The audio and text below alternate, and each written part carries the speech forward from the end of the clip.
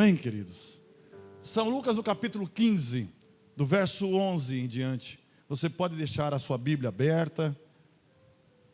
Jesus contou algumas parábolas. Aliás, nesse texto de São Lucas 15, Jesus conta 3 parábolas. E esse capítulo, alguns pregadores chamam de parábola das coisas perdidas. Você vai ver que nesse mesmo capítulo, Jesus conta a história de uma mulher que perdeu uma moeda na sua casa. Você vai ver que também conta a história que nós vamos ler nessa noite do filho pródigo. Então, este livro é o livro também que fala de esse capítulo que fala de uma história também da 100ª ovelha, onde um pastor tinha 100 ovelhas e uma ovelha se perdeu, não é? E ele deixou as 99 no aprisco e foi buscar essa ovelha que havia perdido. Então, São Lucas 15 é o capítulo que fala sobre coisas perdidas. Mas eu quero trazer nessa noite para vocês, como nós estamos encerrando aqui o retiro Recomeçar, então eu quero te convidar a recomeçar. Eu quero te convidar a recomeçar. Então nessa noite, o Espírito Santo de Deus vai falar em nossos corações através dessa palavra. E você que está em casa me vendo por esse vídeo, tenho certeza que Deus vai falar no seu coração. São Lucas, no capítulo 15, do verso 11 ao verso 24. Diz assim: Jesus continuou dizendo: o homem tinha 2 filhos. O mais novo disse a seu pai: pai, eu quero a minha parte da herança. Assim o pai repartiu a sua propriedade entre os filhos. No versículo 13: e não muito tempo depois, o filho mais novo reuniu tudo que tinha e foi para uma região distante. E lá desperdiçou os seus bens vivendo irresponsavelmente.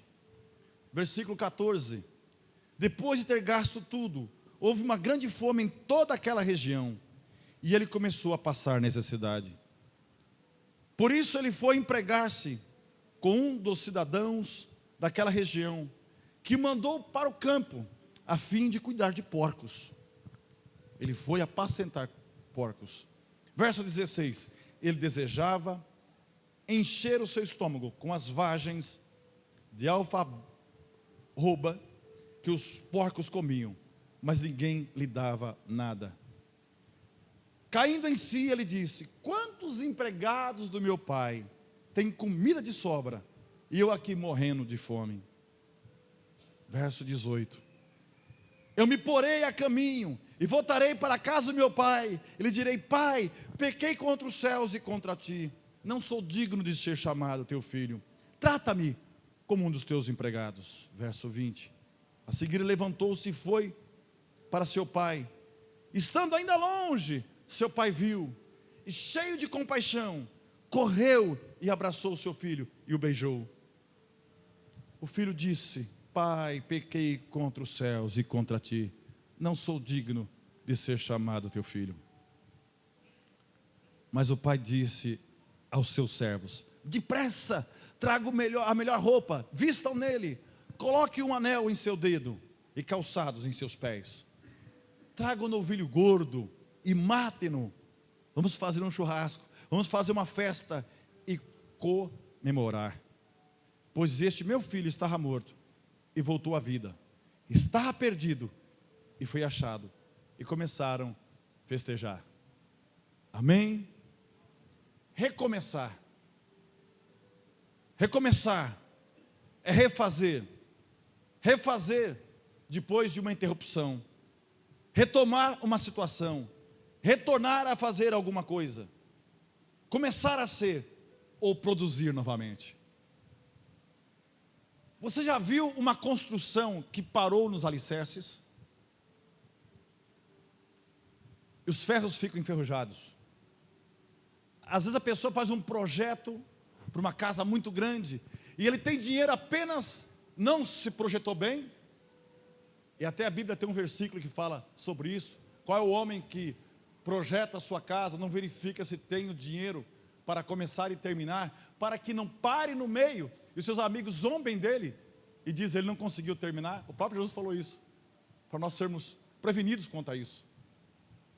Então, a pessoa às vezes não faz um cálculo certo, faz os alicerces e aí para, porque não terminou. Às vezes o alicerce grande de uma casa, de big de uma casa, mas não tem dinheiro para terminar, aqueles ferros ficam expostos. E aí vem a chuva, a ação do tempo, e aí enferruja. E é muito difícil recomeçar, vai dar trabalho. Em algumas obras precisa derrubar tudo e refazer tudo novamente. Mas na nossa vida sempre nós precisamos recomeçar. Sempre precisamos recomeçar. É muito triste aquela pessoa que não sabe recomeçar. Existe poucas coisas na vida, escute isso, existe poucas coisas na vida que nós vamos levar até o fim. Exemplo, a sua família, principalmente filhos. Não existe ex-filho, né? Pode ter ex-sogra, ex-esposa, mas ex-filho não tem. São poucas coisas que vai nos levar até o fim da vida. Ou às vezes você está solteiro, vai mudar o status, vai ser casado. Você não vai ficar solteiro para o resto da vida. Sempre há um recomeço na nossa vida. E a vida é marcada por recomeço. Recomeço profissional, recomeço espiritual, recomeço ministerial, recomeço físico. Em todas as áreas da vida, precisamos aprender, largar o que passou e começar algo novo. A sabedoria da vida não está em se prender em uma fase da vida. Por pior que tenha sido alguma coisa, por pior que tenha sido a sua experiência na vida, Deus tem algo melhor para nós.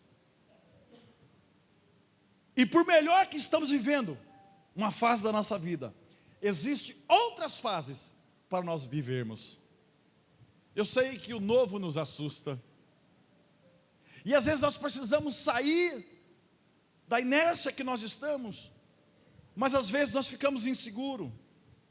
Nós ficamos com medo de sair de perto das pessoas que nós amamos, convivemos. Eu vim parar aqui na cidade de Boituva por uma questão profissional, não minha, da minha esposa. Ela fez um concurso e ali em São Paulo, e ela ficou em São Paulo. E nós não conseguimos movimentação para a cidade onde eu morava, que daqui lá dá 420 quilômetros. E de repente me vi na cidade de Boituva, sem dinheiro, numa situação difícil, os filhos longe de mim, mas tinha que recomeçar, tinha que recomeçar.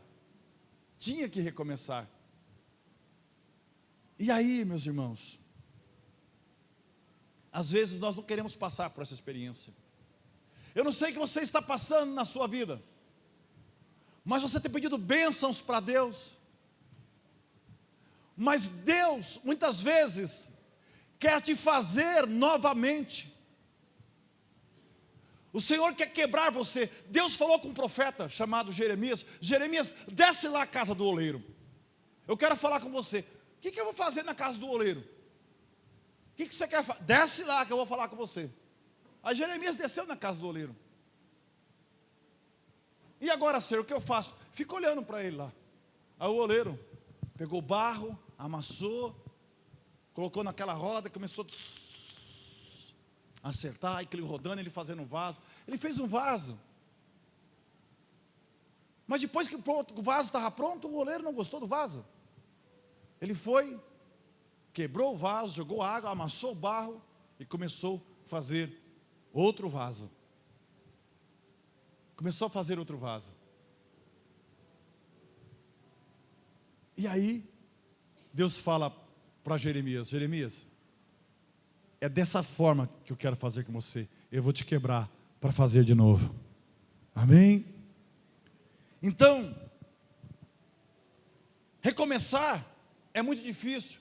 2 Coríntios capítulo 5, verso 17, o apóstolo Paulo disse: assim que se alguém está em Cristo, nova criatura é, as coisas velhas já passaram, eis que tudo se fez novo. E às vezes a pessoa ela enrijece e ela não quer mudar, ela não quer ceder.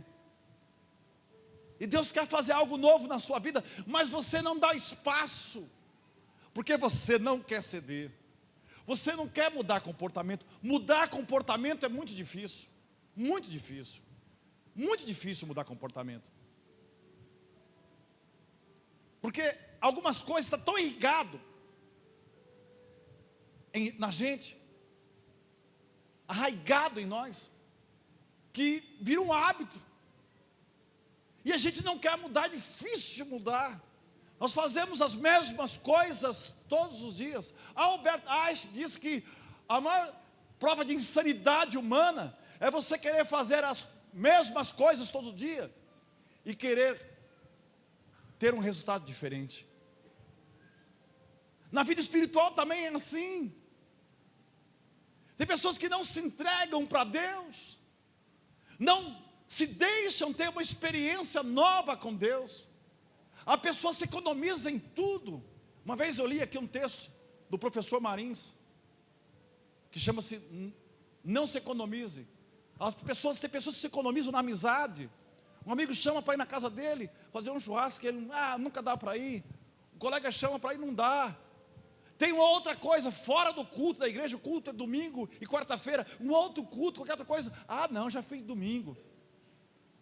A mulher pede para você, vamos dar saída, meu bem, vamos no mercado comigo. Não, eu estou cansado.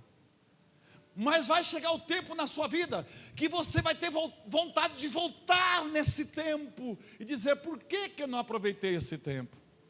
Por que eu não aproveitei o tempo? A nossa vida passa muito rápido. Em Tiago, como um vapor que sobe da terra pela manhã e ao meio-dia não se vê mais. No que você está gastando o seu tempo? Na inércia da vida. Deus quer fazer novas coisas na sua vida. Saia do comodismo. Saia do comodismo. Recomeçar quer dizer começar novamente. Imagina uma pessoa que perdeu um ano na escola. Tudo novamente, volta lá, aquelas coisas, e começa tudo de novo. Não é?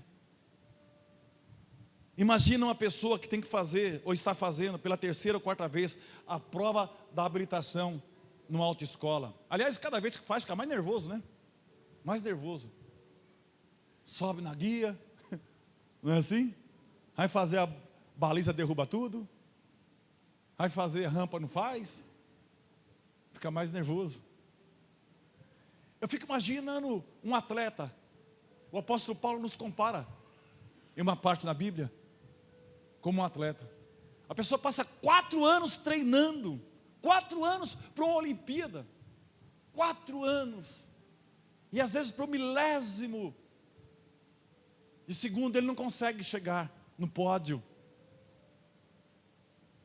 O apóstolo Paulo diz que nós corremos como um corredor corre no estádio, mas esse corredor ele corre para ganhar um prêmio corruptível. Nós corremos para alcançar um prêmio de glória. Corra a carreira que lhe é proposta nessa noite. Andar com Jesus. Aleluia. Andar com Jesus é ter novidade de vida. Irmãos, era uma coisa, se você ler os evangelhos, Mateus, Marcos, Lucas, o negócio é maravilhoso. Nem um dia, olha que coisa maravilhosa, nem um dia, nos 3 anos de ministério com Jesus, nem um dia foi igual ao outro. Nem um dia. Todo dia tinha coisa nova acontecendo. Todo dia tinha coisa nova acontecendo. E Jesus estava fazendo algo novo. Os discípulos ficaram maravilhados, não é? E às vezes nós temos que recomeçar em razão do nosso pecado. A Bíblia conta a história de um homem chamado Davi, que os judeus têm um carinho, um apreço muito grande por ele. Foi um rei de Israel. E até hoje os judeus falam em Davi, não é? Está escrito lá em 2 Samuel capítulo 11, verso 3. Davi um dia ele estava na sacada do palácio e ele viu uma mulher muito bonita. Batseba, nome dessa mulher. Ou Betseba, como queira chamar. E ele colocou os olhos naquela mulher. E ele desejou estar com aquela mulher. Mas a mulher era casada. E ele esteve com aquela mulher. E a mulher engravidou. Urias era o esposo dessa mulher, um general. Um homem de guerra. Chegou de uma guerra, ele chamou Urias, elogiou Urias. Irmãos, um general de guerra ser chamado por um rei era uma honra muito grande. Muito grande. Davi chama lá o general, troca uma ideia, elogia ele, fala: vou te mandar numa outra batalha aí, e você vai conseguir vencer. O cara se sentiu, era o máximo estar na presença do rei. E Davi manda Urias para casa, a fim de ele ter uma intimidade com a esposa dele, porque ela já estava grávida, e ele queria se livrar da fama de que ele era o pai. E o rapaz ficou tão feliz pelos elogios do rei, que ele não saiu do palácio, não foi para casa. E chegou o dia da guerra, o rapaz foi para a guerra, mas não foi para casa. Conclusão, o rapaz morreu na guerra, ótimo. Agora, ela era uma viúva, então ele poderia casar com ela, não é isso? Mas Deus estava vendo tudo. Aí Deus pega e manda o profeta Natã. E Natã foi falar com Davi. E Natã, Deus manda falar para Davi: o que ele fez pareceu mal aos olhos do Senhor. E Deus disse que ele ia pagar muito caro por isso. Quando você vê no capítulo 12 de 2 Samuel, você vê que Davi ficou doente, ficou mal, porque ele pecou, enganou, ainda foi um homicida, porque ele sabia que aquele homem ia morrer naquela guerra. Ele sabia disso, naquela batalha. Aí você vai em Salmo 32, verso 3, Davi faz uma oração e diz: enquanto eu escondi os meus pecados, o meu corpo se definhava de tanto gemer. E ele começou a orar a Deus, tirou toda aquela indumentária de rei e foi atrás do trono e começou a orar a Deus. E alguns dos salmos ele fala: tem misericórdia de mim, ó Deus, porque a minha alma anela até a morte. Mas Davi, ele faz uma oração que ele pega o coração de Deus. Ele fala: Senhor, tu me conheces e tu me sondas. Tu me conheces quando ainda não tinha forma, quando eu era um embrião, estava no ventre da minha mãe, o Senhor já me conhecia. Senhor, sacrifícios e obras não quisestes, porque ele era rei. Se Deus falasse: me dê aí 200 carneiros, me dê, sei lá, ele podia dar em sacrifício, ele era rei, tinha tudo. Senhor, sacrifícios e obras não quiseste na expiação do meu pecado, mas o coração contrito e quebrantado o Senhor não vai desprezar. E Deus ouviu a oração de Davi. Olha que doideira. E aí a Bíblia fala que Deus chamou Davi o homem segundo o coração de Deus. Olha, não importa a sua situação, é momento de você recomeçar. É momento de você recomeçar. É momento, mulher, de você perdoar o seu esposo que o traiu. É momento você de perdoar a sua esposa. Pastor, por que você está falando isso? Porque você convive, mas isso fica na sua mente. Em algumas situações, você põe isso para fora. Você não recomeçou. Você ficou exatamente aonde ficou a estaca da falta do perdão. Nós fincamos marcas, estacas na falta do perdão e ficamos ali. Nós vamos andar 2, 3 quilômetros, mas estamos amarrados ali. Em algum momento nós voltamos nessa estaca. Arranca essa estaca do teu coração hoje. Deixa Jesus, aleluia, deixa Jesus agir na tua vida. Arranca essa estaca. Porque Ele nos amou primeiro e se entregou por nós. Ele não cobre o seu pecado. Ele não lança no seu rosto o seu pecado. Ele levou sobre si os nossos pecados na cruz do Calvário. E Ele escolheu você. Aleluia. Recomeçar. O recomeçar começa pela liberação do perdão. Eu sempre uso esse exemplo. Até os animais têm dificuldade em recomeçar, né? Eu tenho um cachorrinho. E o Abner, um dia, estava entrando com o carro. E enroscou o cachorro na roda, entre o para-choque, o rosto do cachorro, entre o para-choque e a roda. Machucou o bichinho. Demorou muito tempo para esse cachorro chegar perto dele, mas muito tempo mesmo. Quase um ano. O cachorro já conhecia o barulho do carro. Já vinha chegando, o cachorro já corria para a casinha. Chamava ele, que pode chamar com o melhor bife. Era o Abner que estava me oferecendo, ele não vinha. Ele não vinha.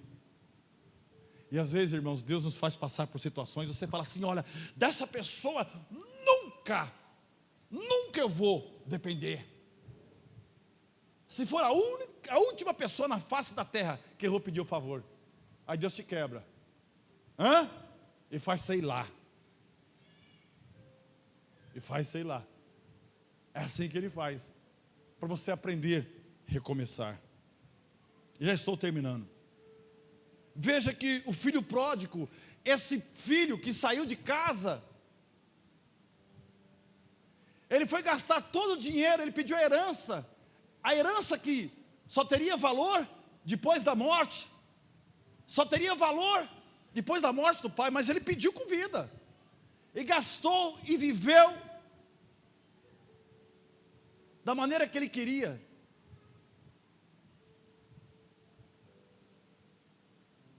E no fim, acabou o dinheiro. E quando acaba o dinheiro, normalmente os amigos, o dinheiro somem também. A gente fica só. Quando você tem uma importância, as pessoas te procuram, fazem convites. É interessante isso. Eu já experimentei várias fases, né? Só aqui em Boituva já fui presidente de umas 10 coisas. Presidente de conselho, presidente de instituição, presidente de quê, blá, blá, blá, blá. E quando você está num cargo, aí chega convite. Aí quando você não está mais nada, não chega mais nada. Não é? Chega mais nada. É assim. Não chega mais nada. Eu vou dizer uma coisa para você. Valorize essa esposa que está do seu lado aí. Porque é essa que vai cuidar de você quando você estiver gagá, quando você estiver usando fraldão, viu? Ué, por que vocês estão assustados? Não sei por que vocês estão assustados. O ser humano é assim, a gente quando fica velho volta a ser criança. Fica banguelo, careca e usa fralda. Não tem o que fazer. A Bíblia diz que os anos do homem são de 70, Vanderlei já chega lá. Os anos de homem são de 70, 80 anos, o que passa disso pela sua robustez é só fadiga e canseira. E às vezes nós queremos prolongar a nossa vida, né? Fica prolongando, pode ficar tranquilo, você pode passar a graça das engrenagens, você pode fazer o que for, né? Fica tranquilo que a sua hora chega. Nós temos um númerozinho lá, 205, você não sabe se é 206, 206, opa, você pode ir lá, eu dou minha senha para você, mas chega a tua vez. E será que você está preparado? Ou você acha que você é eterno? Nós achamos que nós somos eternos. Cadê o pessoal da banda? Nós achamos que nós somos eternos. Nós estamos de passagem aqui nessa terra. É um tempo. Quem já passou dos 50, já está na curva. Já está na curva. Poucos vão ter mais 50. Poucos. Não é? Mas o importante é ter uma vida com Deus, porque a eternidade, aleluia, se coloque de pé. Nós temos dificuldade em recomeçar, mas aquele filho que foi para longe, ele está numa situação tão difícil, que ele pega, um pouquinho só, Álvaro, ele pega, e gastou tudo, e agora o único emprego que ele conseguiu, foi apacentar porcos. Ele estava com tanta fome, que ele teve vontade de comer a comida dos porcos.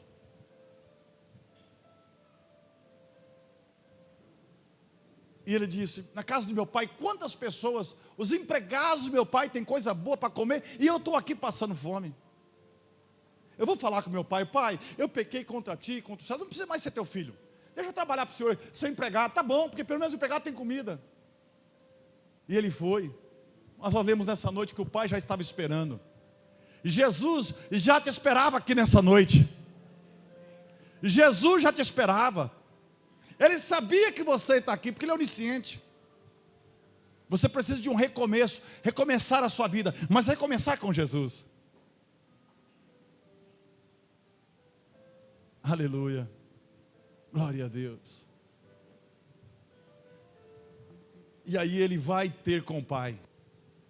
Ele apenas queria ser um dos empregados. Mas o pai de longe viu aquele homem, roupa suja, porque trocaram a roupa dele. Tudo danado. Porque é isso que Satanás faz. Ele veio para matar, destruir e roubar. Mas Jesus veio para que você tenha vida, e vida em abundância. E aí o que acontece? De longe o pai vê aquele filho. A Bíblia fala que São Lucas 15, que o pai sai correndo para abraçar o filho. O filho se joga no chão: pai, eu não sou digno de ser chamado teu filho. Deixa eu ser um dos teus empregados. Aí o pai levanta, falou: não, você é meu filho. Eu não sei por onde você tem andado, mas Jesus te trouxe nessa noite para reafirmar o amor que Ele tem por você. Aleluia. Ele é Deus. Quantos querem receber uma oração nessa noite e dizer: Senhor,